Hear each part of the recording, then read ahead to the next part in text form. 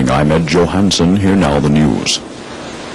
DuPont Chemicals, one of the world's largest manufacturers of aerosol spray products, announced plans today for the construction of a telescope observatory in the Antarctic to take advantage of the growing hole in the ozone layer. The controversial fuzzy dice ban was signed into law by the president today. Beginning in April, it will be illegal to have anything hanging from the rearview mirrors of privately owned vehicles. A representative of the National Rifle Association responded by saying that if you make fuzzy dice illegal, only criminals will have fuzzy dice.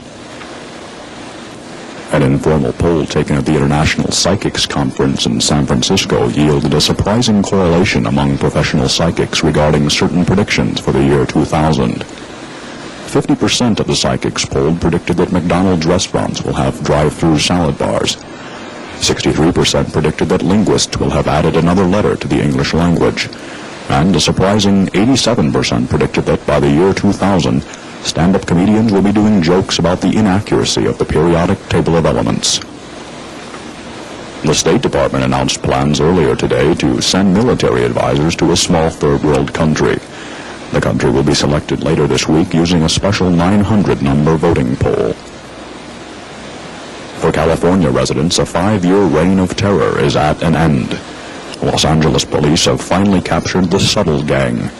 Since 1985, the gang has been terrorizing Southern California with their malicious but hard-to-detect criminal activities.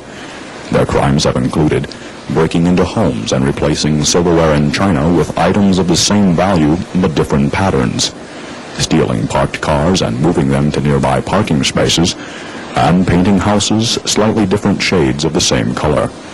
The 6-person gang was finally captured early Saturday morning, stealing the quotation marks from around the backwards R in a Toys R Us sign. The FCC announced their new television guidelines for the 1990s this week. Although very similar to their guidelines for the 1980s, there are a few noticeable changes. Independent stations will be allowed to air obscene material anytime after the dinner hour, but only if it's in black and white.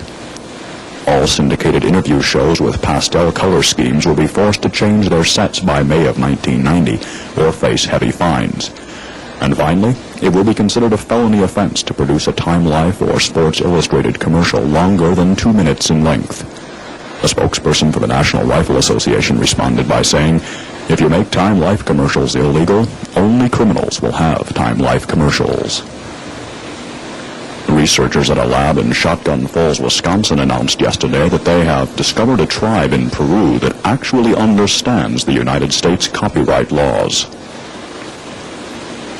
Following an extensive investigation by the FAA, United Airlines announced that they will no longer use their controversial abbreviated airline safety film before each flight.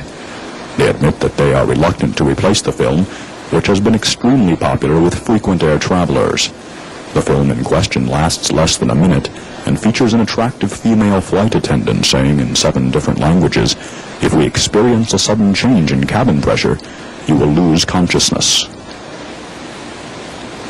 Well, that's the news. I'm Johannsen.